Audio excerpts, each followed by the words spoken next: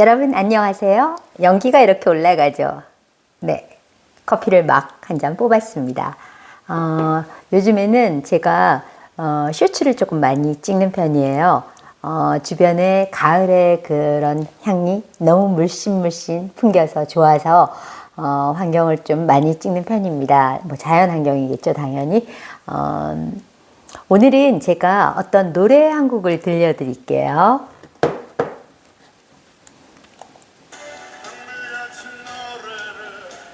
잊고 사는 사람은 알게 되지, 알게 되지. 내내어뒀던 산들이 저녁이 되면 왜 강으로 스미어 꿈을 꾸다 밤이 깊을수록 말없이 서로를 쓰다듬어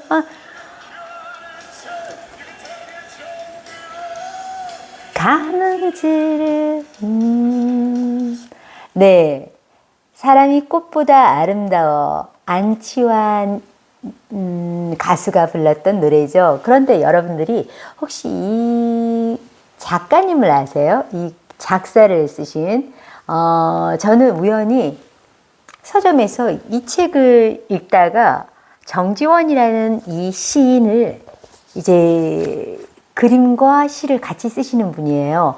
그래서 읽다 보니까 저하고 되게 이제 어떤 그림 좋아하고 시를 좋아하는 그 느낌이 굉장히 비슷하더라고요. 근데 이분이 사람이 꽃보다 아름다워를 작사하신 분이시더라고요.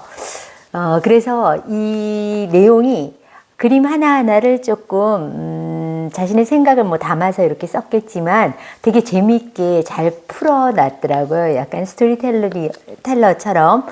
그래서 내용도 좋았고 안에 삽입되어 있는 그림들, 특히 뭐 제가 조금 좋아하는 클레라든지 조금 샤갈 이런 파란 느낌, 이런 느낌도 너무 좋거든요. 그래서 동심 어린 그리고 약간 초현실적인 그런 느낌도 있었기 때문에 이 책 너무 재밌었어요. 그래서 이분의 서문 딱 들어가는 입구에서 그 내용이 제가 딱 마음에 들어하는 그런 문구가 있어서 조금 읽어드릴게요. 우리가 노래가 사랑하는 사람들을 위한 축제라면 그림은 축제를 추억하며 저문 광장을 떠올리는 선한 사람들의 눈동자가 아닐까. 한편에 그림을 세상에 내보이기까지 화가들이 얼마나 많이 절망하며 끝없는 습작길을 거쳐야 했는지 사람들은 떠올리지 못한다. 완성된 그림 한 편은 버팀목처럼 화가 자신에게 다시 세상을 살아낼 수 있는 희망의 화두가 되어주기도 합니다. 그리고 세월을 뛰어넘어 그림을 마주하는 우리에게 이 맑은 영혼의 여행길에 동행하는 기쁨을 줍니다. 그림은 시와 참 많이 닮아 있어요. 우선 둘 다 아주 오래전부터 사람들과 함께 살고 있다는 점이 그렇습니다. 그러니까 내일은 곁에 나란히 숨쉬고 있는 시인이라는 직업은 화가와 더불어 은행나무처럼 가장 생명력이 강한 직업 중 하나라고 생각을 합니다. 그림과 시 둘 다 긴 말을 하지 않습니다. 하나의 화면으로 압축해버리는 팽팽한 긴장감이 특징이라고 볼 수 있겠죠. 군더더기를 거부하는 압축의 미학은 수없는 욕망을 단호하게 비워낼 때 가능합니다. 그림도 시도 기억하는 이들을 위한 것이지요. 차마 잘라낼 수 없고 잊어버릴 수 없는 지나온 시간을 젖은 눈으로 들여다보는 이들이 자신의 심장을 탁본한 흔적, 이 아름답고 슬픈 비밀이 바로 그림이고 시인인 것입니다. 그래서 우리는 위대한 그림을 마주할 때면 마음이 열리고 전율을 느끼게 됩니다. 선한 것 위에 아름다움을 이라는 베토벤은 자신이 작곡한 악보보다 이 글을 적어 놓았다고 합니다. 악보마다 적어 놨대요. 이 가을에 우리는 시간의 악보 위에 어떤 문장을 적어 놓게 될까요?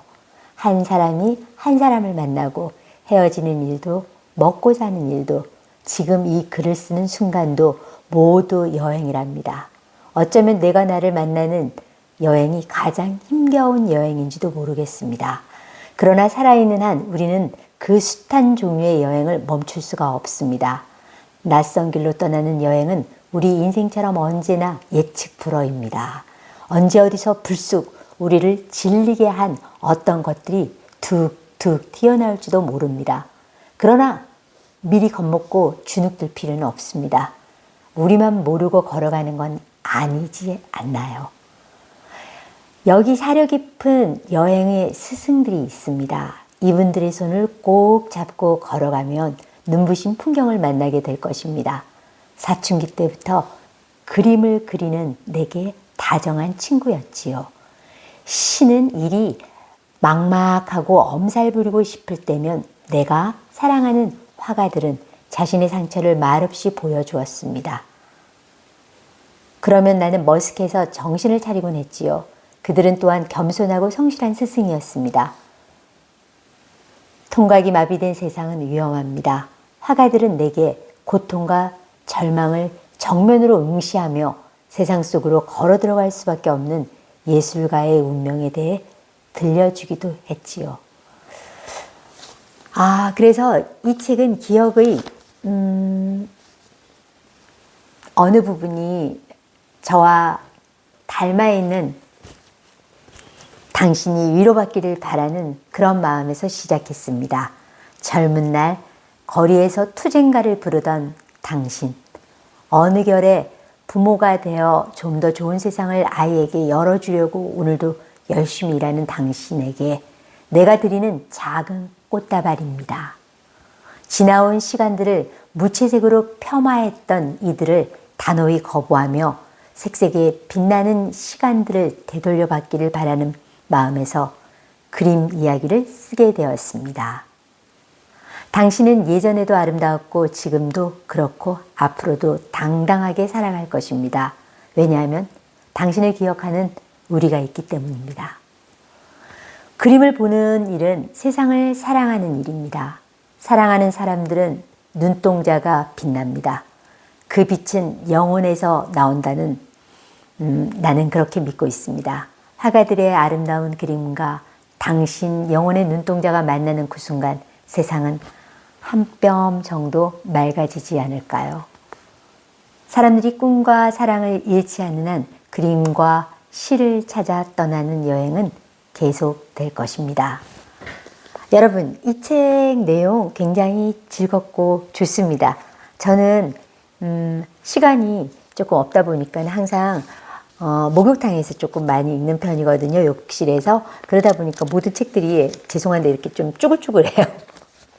그래서 읽다 보면 좋은 쪽은 이렇게 접어가지고 발췌도 하고 그렇게 하거든요.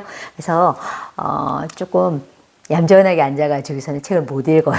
욕실에서 다든지 안 그러면 러닝머신 위에서 책을 읽다가 보니까는 사실 시간이 없다라는 거는 그림을 덜 그리면 또 독서를 더 많이 할 수 있는 시간이 있겠죠. 그런데 이제 제가 또 그림 그리는 거를 조금 더 좋아하기 때문에 오늘은 제가 저희 가족 사진이 있었는데 아빠 집에 저희 아버지가 가족 사진을 이제 조금 바라고 색깔이 그래서 뜯어냈어요.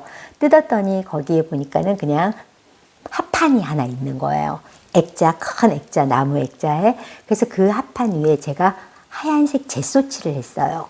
젯소칠을 하고 나니까는 그 위에 뭔가는 그리고 싶었어요.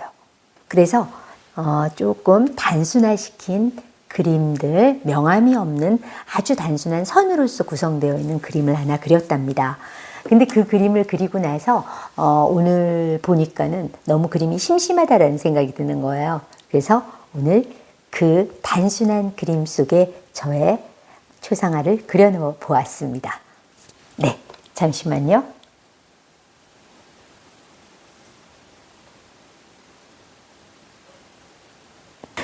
네, 아직까지는 얼굴색 조금 더 명암 처리하고 완성을 오늘 밤 하도록 하겠습니다. 여러분, 뭐든지 안 하는 것보다는 하는 게 좀 나은 것 같아요. 그렇다고 나쁜 짓을 하는 건 아니고요. 이왕 자기가 생활을 하면서 조금 더 시간을 쪼개고 창의적인 뭔가를 만들기를 한다든지, 보니까 저희 큰언니는 요즘 형부를 위해서 뜨개질을 너무 열심히 하는 거예요. 그래서 조끼를 완성하더라고요. 그래서 그 조끼를 입혀보니까 너무 마음에 드니까 자신의 아들도 나도 해줘! 이렇게 하면서 또 아들의 조끼를 또 뜨고 있더라고요. 최고의 부인, 최고의 엄마겠죠. 근데 저는 뜨개질 실력은 없고 저의 머리띠는 한 번씩 뜨기도 합니다. 네. 뭔가를 한다는 건 좋은 거예요. 왜? 살아있기 때문에. 여러분, 오늘도 즐거운 하루 되시고요. 마무리 잘 하시고 저는 쇼츠와 동영상에서 계속 만나겠습니다. 안녕!